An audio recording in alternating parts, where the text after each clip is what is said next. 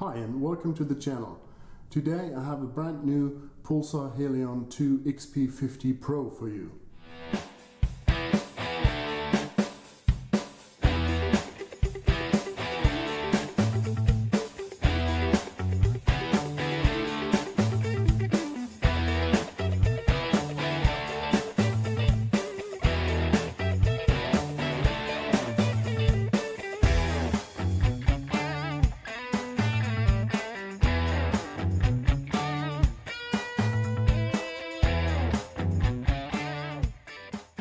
The brand new Helion 2 XP50 PRO is the top device that Pulsar currently offers for thermal observation.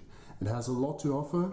It provides awesome image detail. I'm going to compare it to you with another top device by the German company Leica, the also brand new Leica Calonox View. To give you a first idea, let me show you the specifications of the device.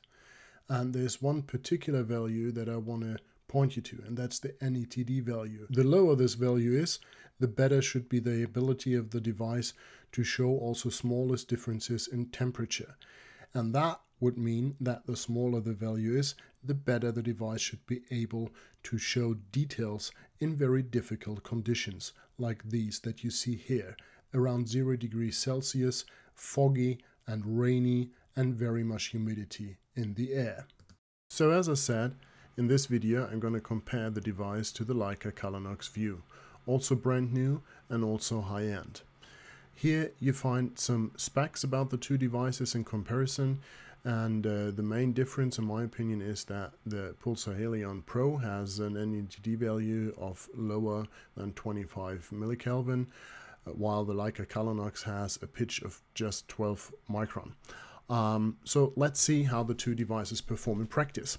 So I went out, did some stalking, and found, in fact, a few fallow deer. So this is what you see here. I have one device in front of my left eye, that's the Helion, and one device in front of my right eye, that's the Leica Calonox.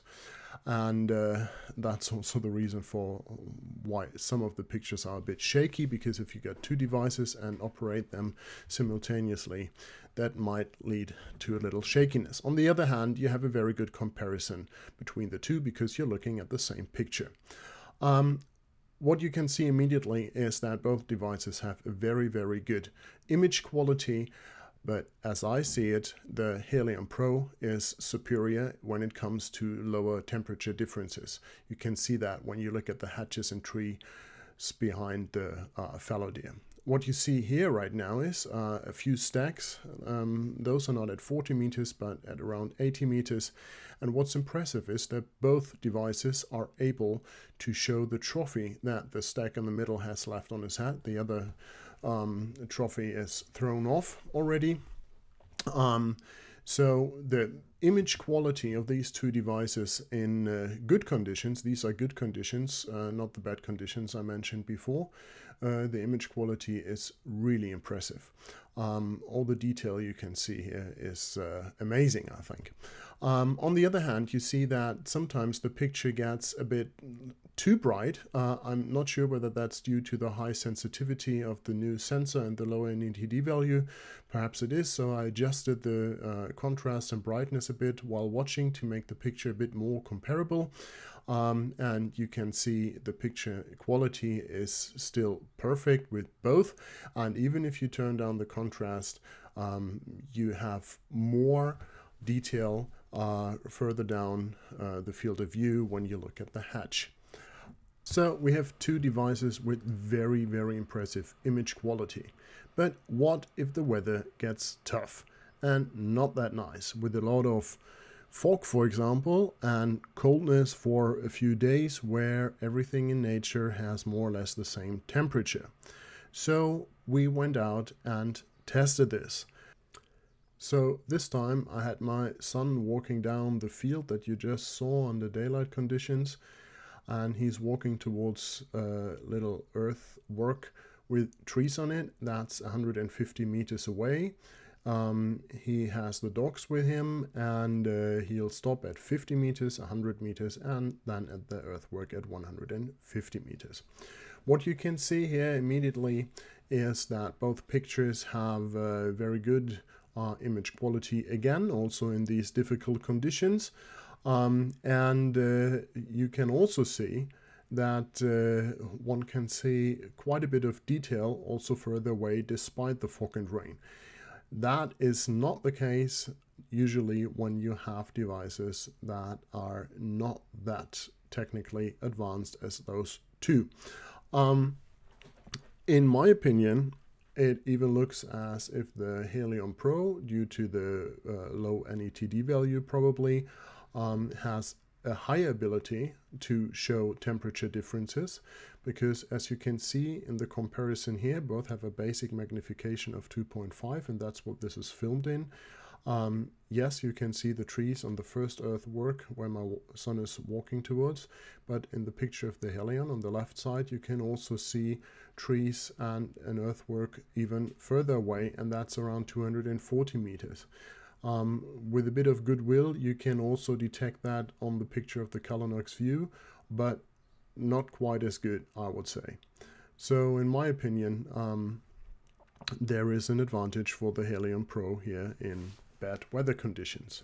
One is certainly equipped well with both devices when out hunting, but as a hunter I would prefer to see as much of my environment through the thermal as possible, because this is not only a question of recognizing details, it's also a question of recognizing obstacles in the way between me and my target, and also a matter of security regarding whether is there something that can catch my bullet if I miss or if it goes through the target. Before getting to the conclusion, I want to look at the whole package, which in this case means I also want to check the apps the two devices work with, because if I spend so much money on thermal devices, I just want to have an idea about what is the whole package that I'm buying, and the app is part of that. Many might consider an app for a thermal device not so important, but I can tell you, if you take your kids out, it's very important, because you can share wonderful and impressive moments in nature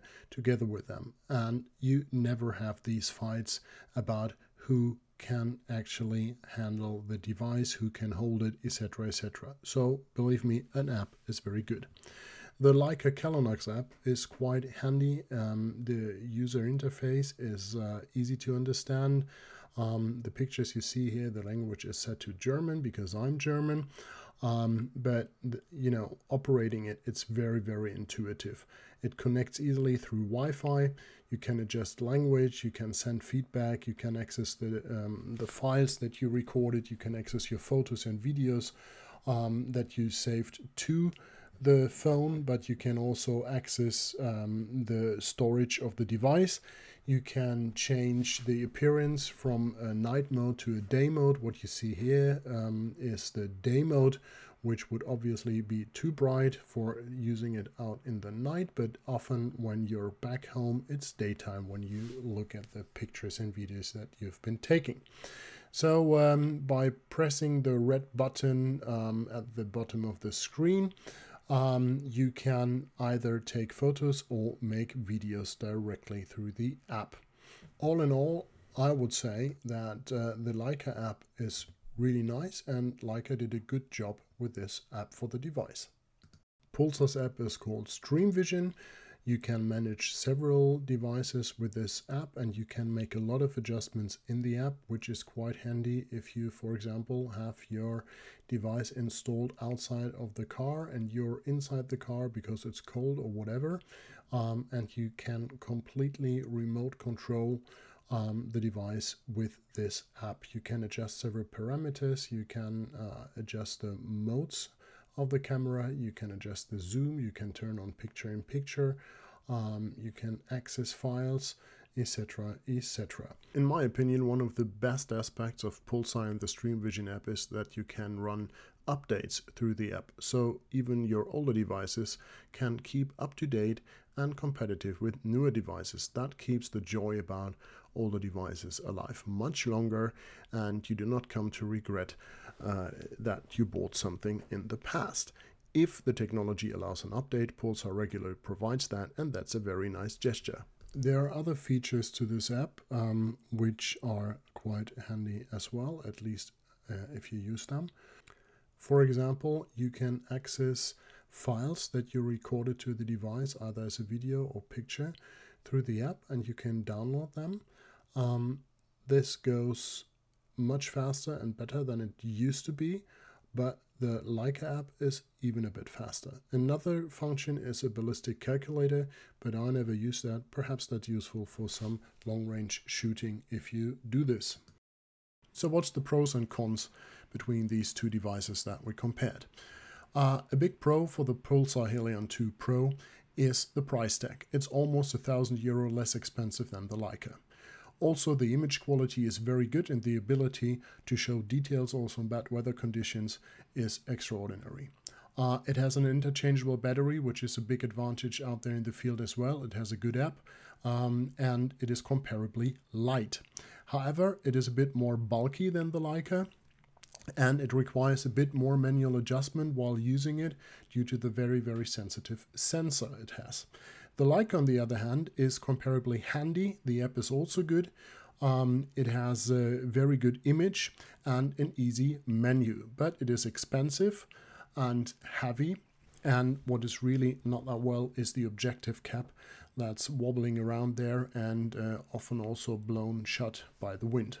My personal choice between these two would be the Pulsar Helion 2 Pro due to the lower price tag, the very good image quality also in bad weather conditions, and due to the interchangeable battery as well. Thank you for watching. I hope you enjoyed the video. Please tune in the next time. We are here for you with new devices and new tests and new insights. If you have any comments, please leave them below. And yeah, welcome back. Thank you for watching. Bye bye.